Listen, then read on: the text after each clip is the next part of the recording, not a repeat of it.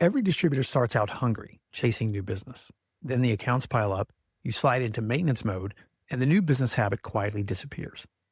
How do you rebuild it and start growing again? Or if you're new to promo sales, how do you build a consistent new business development habit? Well, on today's show, we're exploring what it takes to grow consistently. Welcome to the SKUcast, the podcast for innovators and maverick thinkers in the promotional product space. My name is Bobby Lehue. I'm glad you're here.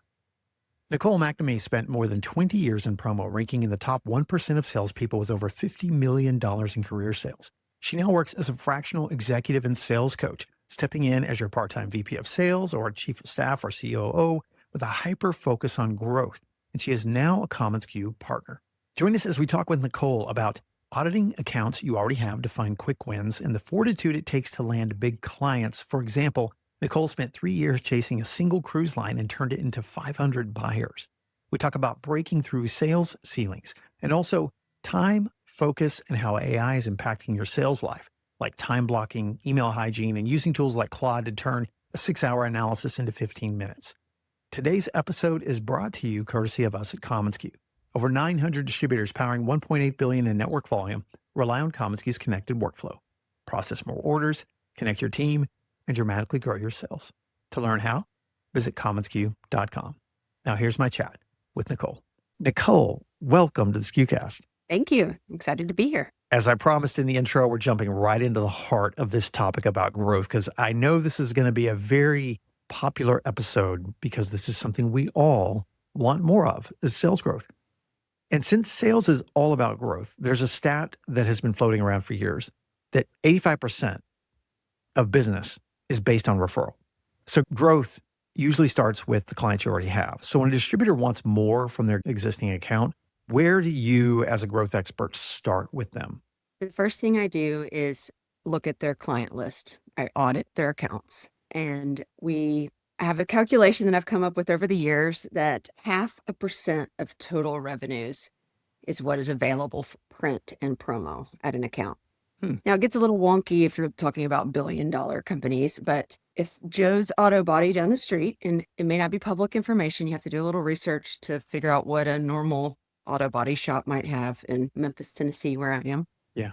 As far as revenues. But once you figure that out, you take the 0.5%, and now we can use AI, which I know we'll talk about that a lot today, to calculate what that available market spend is. And we just kind of compare that to the current sales data. Then we prioritize what is the lowest hanging fruit, the quickest wins we can get, and start tackling it that way. If Auto Body has more revenue that we need to get, we know that it's there. Let's go ask them for more business. That's fantastic. At least you have some sort of figure to add to it.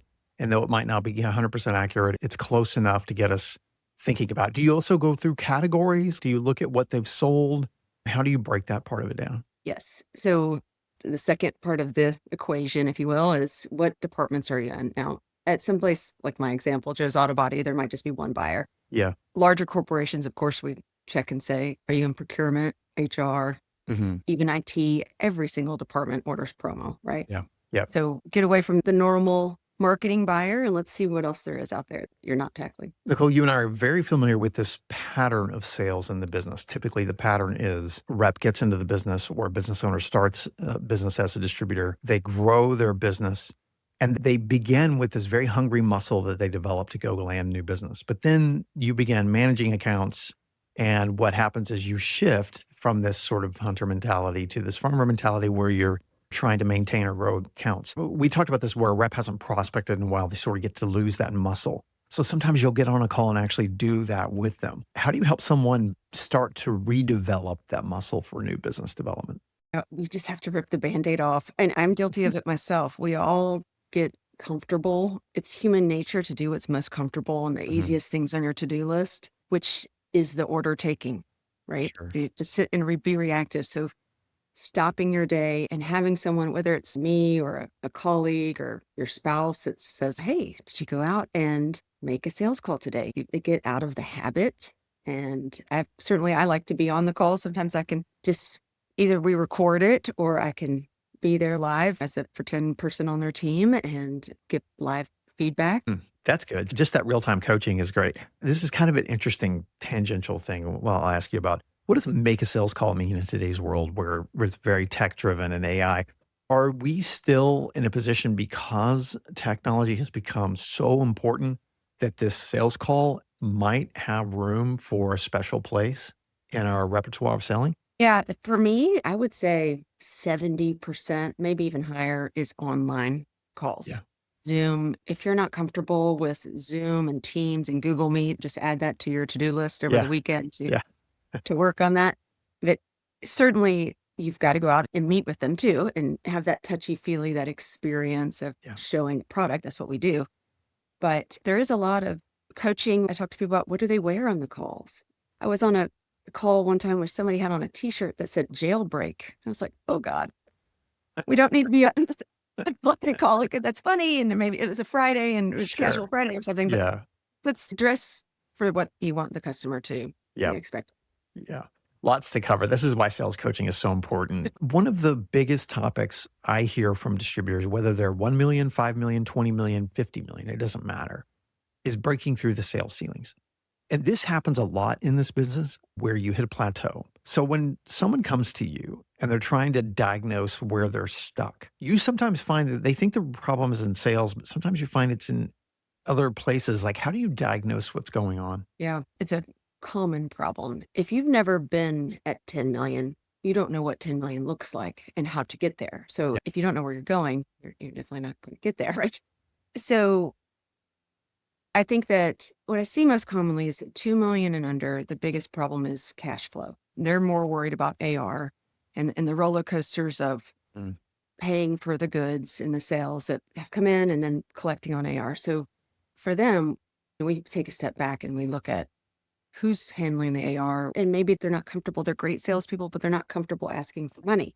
So we work on those types of things and potentially delegate that piece off once we get a rhythm in. For the $2 to $5 million distributors, it's the CEOs are still doing a lot of the sales, and it's time to start taking the non-revenue generating things off their plate.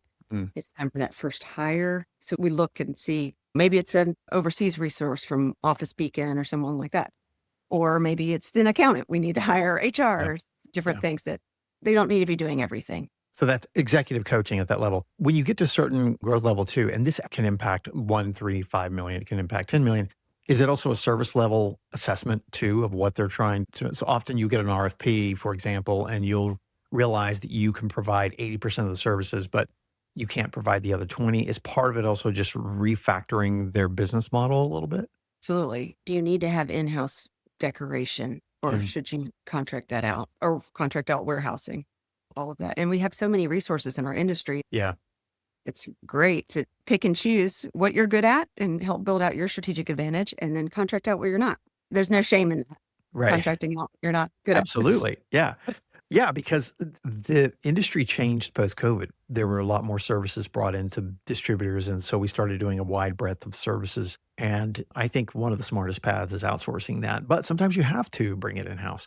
Getting past a plateau is rarely something people do alone. How much of this comes around to leadership building more around them? You mentioned them, the stop doing list of things that they should stop doing and things that they should start doing. Is it also around team development, executive team development? What does that look like? Certainly hiring for your weaknesses, right? So when I built out my team, I hated selling apparel, and it was just, I didn't like to do it. I don't understand it. Whatever the snags on the different pieces, I can't. So another person on my team, they were an expert in that. It was like, whenever any apparel questions came up, it's like, talk to Hunter. He's the guy on the apparel. So whatever that may be, building up people around you that are smarter than you are is the way to go. Yeah. This is such a reactive business. So let's talk a little about time, cash, and focus. One of the hardest disciplines is to protect your time for work that matters. I mean, this industry, it's funny, as many gains as we've made, and we're a workflow platform, so we've helped customers make those gains, and we're starting to see this in the numbers. You're starting to see folks that have been on the platform 3 to 5 years are seeing pretty significant gains compared to the average. And so we're seeing and helping distributors scale. But one of the hardest things to do whether it's an independent salesperson, whether you're a salesperson and not an executive leader, it doesn't matter, is protecting your time. Because this industry is a deadline-driven business. Nicole, you and I have taken those orders, we've responded, we've hustled to contact the factory. We've done that many, many times over. So what's the first thing you talk about with someone when you're coaching them in regards to their time? We need to time block. So that Friday morning from 9 to 11, it's back to the basics. It seems so simple, but me holding them accountable for, did you block out that 2 hours on Friday morning to Yeah. prospect, to collect on AR, whatever it may be? Also, something that I point out often is the number of emails that we all get. When I was producing multi-millions in sales, I had 600 emails a day. When you start thinking about, let's say you only work 8 hours in a day, you divide that out, you've got to read more than one email a minute to stay on top of your emails throughout the day. Yeah. Now compound that with everyone on your team is copied on that email. Right. It's a common distributor problem. They have distribution lists. It'll be like promo at whatever, or customer service at whatever your company name is. And it'll go to 6 people on your team. And now everyone is spending time reading those emails. Yeah. So I say the first thing we need to do is who gets what emails? And Okay. the leader or the top salespeople who are good at selling do not need to be getting 600 emails a day. That Yeah. needs to go to emails. They need to be selling. That's spoken from someone who has managed a multi-million-dollar book of business. We've been doing these AI roundtables with customers, and we try to pair folks that are sort of similar sizes. And one interesting thing, so we're going to segue a little bit into AI and daily habits and things like that, because email hygiene sounds so basic. Oh my God, it's so critical. The other reason it's critical, Nicole, tell me if this is your experience. The industry saw this very collapsed sales role for the longest time, where it was the salesperson and maybe an account manager or something like that managing the account. Then the more services you include, then the more interoperability has to happen amongst colleagues. And so with you managing large accounts, I mean, you can't get to a multi-million-dollar book of business without managing a large account that has multiple colleagues involved in it. So talk a little bit about how technology and AI is changing this. Well, from a sales perspective, I think the quotes are getting quicker. Yeah. AI is helping you even with ideas. If you're wanting to put in chat, what are some good ideas for certain types of buyers? It's crazy that will come back for you. But for me, AI really came around after it stopped selling. When I'm analyzing financials of distributors, what used to take me 6 hours, my initial audit, I can now do in 15 to 30 minutes. Yeah. So I drop everything into Claude is my preferred. Yeah. And it kind of now knows what I look for in average order size and margins and the size of the accounts. And it does all of the analysis for me. And it's 15 minutes. Yeah. Amazing. That's significant, because one of the things you've probably no doubt learned is, and we've learned talking with so many different distributors, is yeah, we're in the same business, but wow, we have some different structures, clients, and a lot of our clients and the verticals we serve dictate the type of business that we're going to become. And just like average order size, you can talk to a distributor one day who has a $3,000 average order size, and the next day you can talk to somebody who's got a $750 order average. And that's a significant way to recalibrate your business.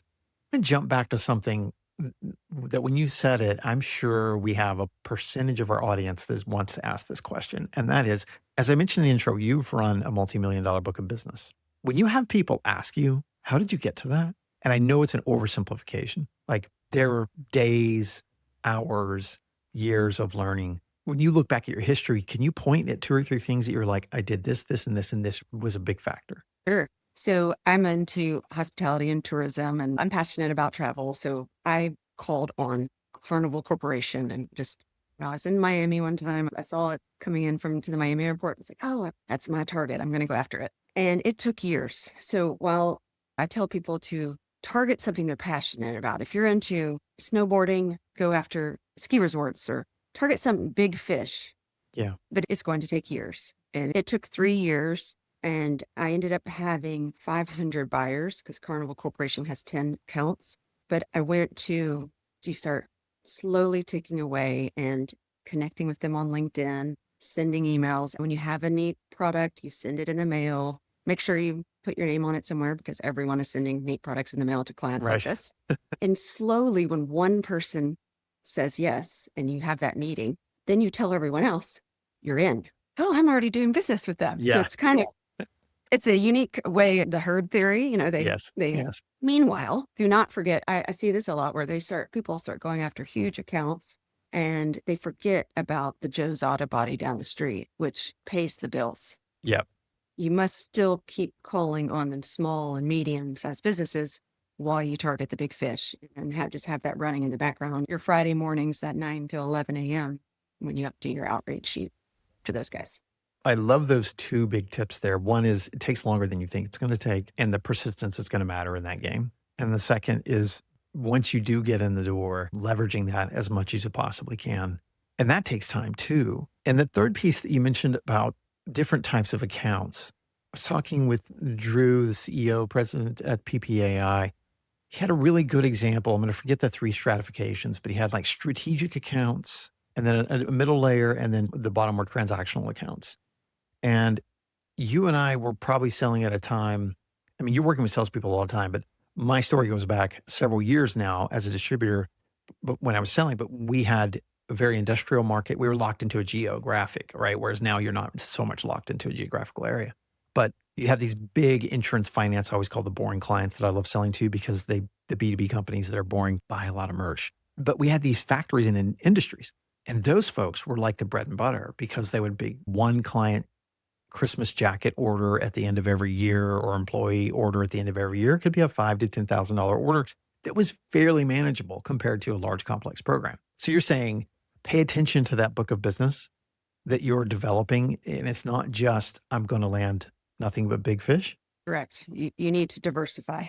Okay. And eventually, hopefully you land the big fish, multiple big fish, and you drop off the smaller ones, or you add rep and you pass it on. And it's this beautiful pyramid of sales. Every time you mention something, it makes me want to ask more questions. So diversification, is that a big problem in the industry? Do you see diversification of whether it's industries or imbalance with clients? What I see is that there'll be 1 or 2 buyers at a large account and all of their eggs are in that basket. Yeah. So I've worked in sales through the financial crisis and the pandemic. And I think that the distributors, especially the newer ones out there, they don't realize how much that can really rush their business. So important to have, of course, healthcare and automotive and hospitality, and just mix up as much as you can. Yeah, so true. To jump back into AI for a little bit, there's a lot of the deep thinking, busy work that it can take off of our hands. What do you see we as salespeople need to get better at that we didn't before? One of my premises is, you tell me if I'm heading the right path here, and that is I was talking to a distributor to protect their identity. She was about 60, ran a very successful business. And she's at an age where often you see a stereotype where their tech adoption atrophies a little bit. In this case, that's not what's happening with AI. AI is becoming an easy to adopt type tool. And particularly we're seeing older folks adopt it faster than younger folks as a macro. This distributor told me, very successful, has a great team, runs, I'm going to guess, a $10 million book of business. Said prior to AI, I was wearing the HR hat, the CEO hat, sales leadership hat, and a little bit of accounting type help, and doing all 4 roles poorly. Then I was able to augment HR and accounting with AI and then refocus my role. Are you starting to see that with folks? Because here's why I'm asking. I'm rambling through a really bad question to get to this. There's a danger with AI too, is that you can get absolutely buried in it and not get back to the essentials and fundamentals of growing your business. Right. And AI lies too. So right. One time it did an analysis and it gave one of my sales reps their last name that I had never told it its last name. I was like, who is this person? Is this a maiden name I didn't know of? So you do have to be careful. On the other end of the spectrum, I certainly, when I'm writing NDAs or scopes of work, running on a client and you're adding a new company store, you want them to have skin in the game and you've got to write sort of legal document. It's a great starting point. I wouldn't rely on it 100% for legal or HR matters, but it is definitely helpful and can speed things up before you give it to your attorney. Yeah. Our new partnership with you means commonsku customers can now work with you in a really cool partnership to help them. It's interesting that your role, your sales advisor, your sales coach, sometimes your therapist, because sometimes leading a business can be a lonely job, even though we're a pretty collegial industry.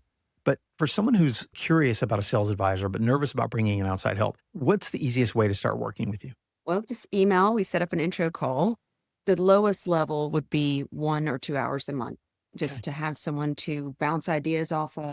What does 5 million look like? What does success look like for them oftentimes when I start an engagement, I say, what do we want to accomplish? Where do we want to go? And they don't know. So it's taking a step back and saying, where do I want to go in 5 years? Is Yeah. it more time with my family, or is it more sales, or is it redistributing the talent on the team? Kind of, they need to have a session themselves. And so sometimes it's just the first couple of meetings where we figure out what the goals are. Do you think this business, because it's so reactive, doesn't allow us to project that far in our business? So trying to think that far is kind of hard for us? For sure. But again, you have to protect that time. And however you can go out and think big, whether you like to hike or go running, you Yeah. need to take that time for yourself and block it out, saying, I'm going to spend this time thinking big, Yeah. Yeah. you know, Because visionary for my uh, company. yeah. And as someone like you who's managed a very large book of business, you know how all consuming that can be.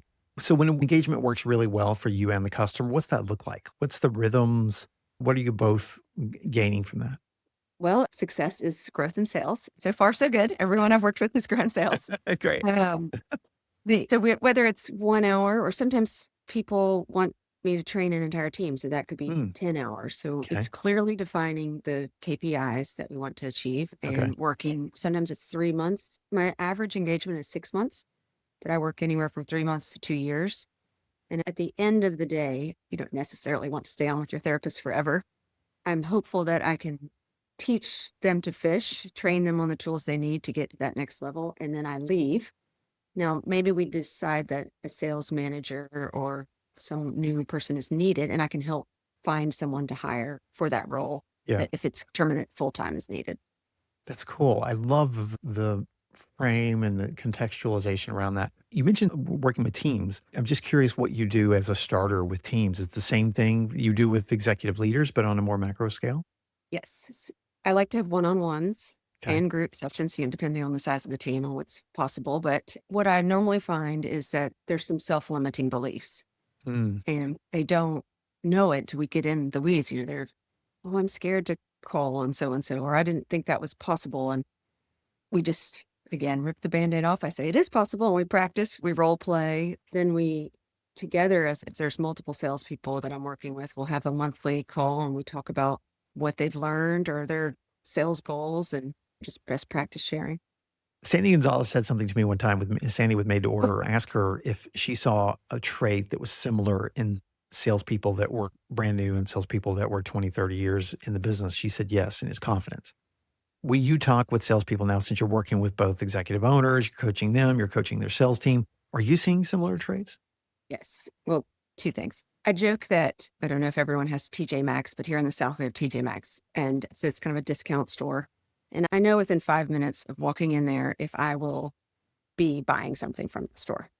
And I feel the same way with sales reps. I know within 5 minutes if they are going to be successful sales reps. Mm, And it's a combination of grit, determination. So many people, especially with the digital age, you get things that you want really quickly now. yeah. Amazon, everything delivers fast. So when people don't get what they want really quickly, they give up. And so you can see that in their Mm, eyes and how hard they want to work. And the ones that will put in the elbow grease and day after day and try 100 times to get into a big account, yeah. the ones that are successful. Yeah. Grit, fortitude, determination, all those, that is huge. I know that has become for our industry too, where you have so many quagmires in terms of nice, shiny things that can distract you from the core business of growing your accounts. How does having an outside perspective shift the emotional weight of just running a business or managing a book of business? I think just I'm an accountability partner.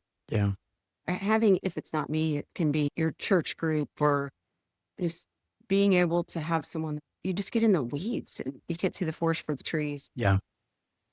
It's helpful to have someone that's not, I have no skin in the game. I'm actually trying to Yeah. help. So, Yeah.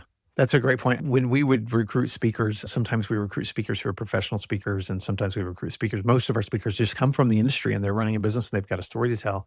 And I'll often send them an email that says, why does LeBron James need a coach? If one of the greatest basketball players ever lived, why does he need a coach? And that whole perspective and being able to see the game from a different angle, as opposed to being right in it, driving down the middle for a layup, you can see other things that are going on the court that we typically can't, particularly in this business where it's high pressure. What do you enjoy about doing what you do? It's super rewarding. I have a sign in my hallway. It's Shakespeare, and it says, "The meaning of life is to find your gift, and the purpose of life is to give it away." And Mm. though after my years in sales, I realized I was successful at it, I'm good at it, and I want to teach other people the same. Love it. When you look back at your career, very successful career running multi-million-dollar book of businesses, I keep mentioning just because I think it's important to understand the scale of what you were managing. What do you think was the biggest mistake that you now realize you would change and alter if you jump back in the game today?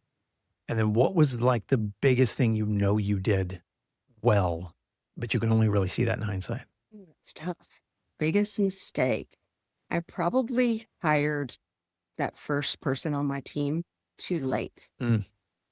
As soon as I hired them, it freed up so much more time to sell. Yeah. That was probably my biggest mistake.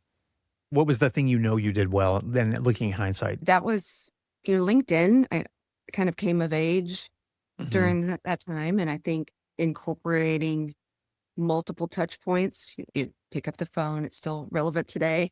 Email and LinkedIn messaging, or because emails definitely go to spam, right? So sending them a LinkedIn message saying, "Did you see my email? I sent it to your work email address." Yep. Just having that multifaceted approach and not giving up. Yeah. You can tell we both came of age during LinkedIn because it's still so vital. I always suggest that people have to have a LinkedIn premium account. You have to pay. It's an investment in yourself. And the other thing now, they have Sales Navigator, and there's so many tools available now. Who knows what they're about to release with all the AI technology that you can layer into that. So, Nicole, is there anything I didn't ask you that you wanted to talk about? I was thinking that in sales, you have 60 seconds to win someone over. And the elevator speech, we've all learned that in business school. And it's true. You have 60 seconds. So how you dress, what you say, be memorable in 60 seconds, and preparing for the client in advance, knowing where they went to college, something that you can relate to them really quickly. For me, I'd like to tell people that I was the mascot for the University of Tennessee, and I want to be memorable very fast. And so somehow I try to work in college football into the equation in 60 seconds, especially during football season. Yeah. So just be memorable, and that will help you down the road, staying in touch with your clients and Yeah. new prospects. I love that because being memorable and being remembered is huge. And it's a fundamental, but it's so critical, especially since the world's gotten noisier. Nicole, thanks for joining us. Thank you for having me.